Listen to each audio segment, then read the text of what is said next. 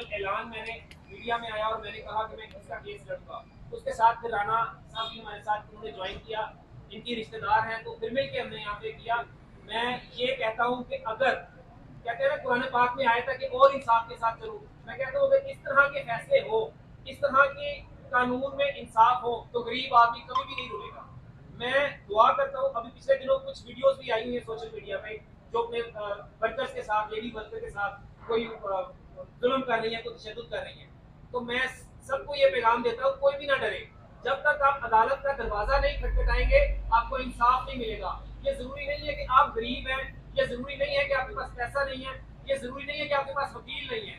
हम इनके साथ खड़े हैं और बिल्कुल फ्री ऑफ कॉस्ट खड़े हैं। और पूरी कौम के मैं वकीलों को भी ये कहूंगा कि अगर कोई ऐसा केस होता है तो जरूर इसके साथ फ्री खड़े हुआ करें, क्योंकि इसी के सदके में आपको लोग कामयाबी मिलेगी। ये मुल्क भी जनाब ने बनाया था, वो भी एक वकील था।